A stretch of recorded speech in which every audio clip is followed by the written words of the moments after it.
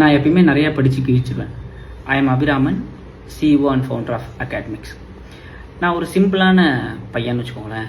நிறையா புக்ஸுலாம் தூக்கிட்டு போகிறது அப்படிலாம் பண்ண மாட்டேன். அன்றைக்கி என்ன டைம் டேபிளோ அந்த டைம் டேபிளுக்கு தேவையான புக்ஸ் அண்ட் நோட்ஸ் மட்டும்தான் எடுத்துகிட்டு போவேன்.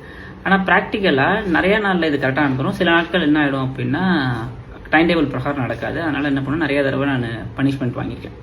அதே மாதிரி தான் 3வது படிக்கும்போது ஒரு சார் இருந்தார், சீனிவாசன் பேர். அவர் பசங்கன்னா கரெக்டாக பஞ்சுவலாக இருக்கணும், அப்போ தான் முன்னேற முடியும்னு ரொம்ப ஸ்ட்ரிக்டாக இருப்பார். அதுக்கு தகுந்த மாதிரி நிறைய ரிசல்ட்ஸும் கொடுக்குறாருன்னு வச்சுக்கோங்களேன். அவர் ஒருத்தர் என்னை கூப்பிட்டு என்னன்னா புக்கை எடுத்துகிட்டு வா அப்படின்னாரு. நான் புக்கு எடுத்துகிட்டு வரல சார் அப்படின்னு. ஏன் எடுத்துகிட்டு வரல அப்படின்னா, இன்றைக்கி அந்த சிலபஸ் இல்லை, அதனால் நான் எடுத்துகிட்டு வரல அப்படின்னு சொன்னோன்னே அவர் டிஸ்ரெஸ்பெக்டாக ஃபீல் பண்ணி என்ன பண்ணிட்டாருன்னா மண்டியில் டங்குன்னு ஒரு அடி அடிச்சிட்டார். நான் வீட்டுக்கு வந்தேன். வீட்டுக்கு வந்தோடனே அம்மா பார்த்துட்டு என்ன சொன்னாங்க அப்படின்னா, ஏன் மண்டை வீங்கிருக்கு அப்படின்னு. இந்த மாதிரி சார் அடிச்சிட்டாரு, புக்கு எடுத்துகிட்டு வரல அப்படின்னு சொன்னாங்க.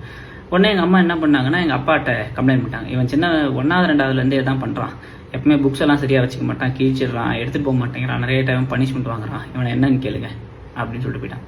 எங்கள் அப்பா நிறைய முன்கோவப்படுவார்னு வச்சுக்கோங்களேன். ஆனால் என்னை கூப்பிட்டு என்ன கேட்டார்னா, உனக்கு என்ன பிரச்சனை புக்கு எடுத்துகிட்டு போகிறதில்ல, ஏன் எடுத்துகிட்டு போக மாட்டேங்கிற. நான் என்ன சொன்னேன்னா, சாயங்காலம் அக்கா அண்ணா கூடலாம் உட்காந்து படிக்கிறோம்.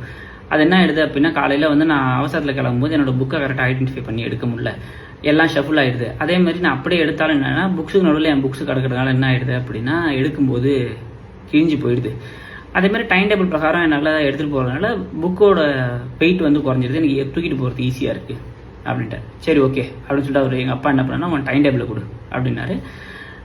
பார்த்து ஒரு நிமிஷம் பார்த்துட்டு, ஓகே நம்ம சாயங்காலம் அவனோட புக்ஸ் எல்லாம் எடுத்துட்டா நம்ம இதுக்கு சொல்யூஷன் சொல்லுவோம் அப்படின்னு சொல்லிட்டாரு. எனக்கும் எங்கள் அப்பா கூட சொல்யூஷன் கண்டுபிடிக்கலாம் ரொம்ப பிடிக்கும்னு வச்சுக்கோங்களேன். நானும் போனேன். எங்கள் அப்பா எல்லா புக்கையும் வாங்கினாரு. டைம் டேபிள் இன்னொரு தடவை பார்த்துட்டாரு. அங்கே பழைய நோட்லாம் இருக்கும்னு வச்சுக்கோங்களேன், அதெல்லாம் எடுத்துகிட்டு வா அப்படின்னாரு. அதில் இருக்கிற அட்டையெல்லாம் எடுத்து என்ன பண்ணாருன்னா, அந்த புக்குக்கு தகுந்த மாதிரி கரெக்டாக வெட்டி காடா துணி இருந்து அதையும் எடுத்து 3 புக்காக 2 பண்டிலாக மாற்றிட்டார். தமிழ், இங்கிலீஷு, மேத்ஸ் ஒரு பண்டிலாகவும், சோஷியல் சயின்ஸ் ஒரு பண்டிலாகவும் மாற்றி என்கிட்ட கொடுத்துட்டு எங்கள் அப்பா ஒன்று சொன்னார். ஸோ இப்போ உன் கையில் 2 புக்கு தான் இருக்குது, 5 புக்குலேருந்து 2 புக்கு, இது சீக்கிரமாக கிழியாது, எவ்வளோ பெரிய புக்குக்குள்ளே போட்டாலும் என்ன ஆகும் அப்படின்னா நீ சீக்கிரமாக ஐடென்டிஃபை பண்ணிக்க முடியும் அப்படின்னு சொன்னார். அந்த சொல்யூஷன் எனக்கு ரொம்ப பிடிச்சிருந்து, ரொம்ப சிம்பிளான விஷயம்.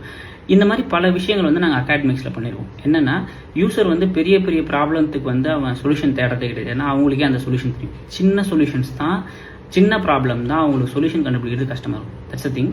நம்ம சம்மரைஸ் பண்ணும்போது நம்ம எல்லாரும் இங்கிலீஷில் ப்ரொஃபிஷியன்சிலாம் கிடையாது. அதனால் நம்ம தப்பாக தான் அடிச்சிருப்போம். ஆனால் சம்மரைஸ் கரெக்டாக வந்துடும். அதை அப்படியே வெளியில் எக்ஸ்போஸ் பண்ணால் என்ன ஆகும், அதை எல்லாரும் பார்த்துட்டு நமக்கு ஒரு எம்ப்ராஸ்மெண்ட்டாக இருக்கும். ஸோ அதனால் நாங்கள் என்ன பண்ணோம்னா, அதை கிராமட்டிக்கல் மிஸ்டேக்ஸ் எல்லாத்தையும் கிளியர் பண்ணி அதை திருப்பி சேவ் பண்ணி உங்களை இன்டெலிஜென்ட்டாக மாற்றி வெளில கொடுத்துருவோம். So try academics now.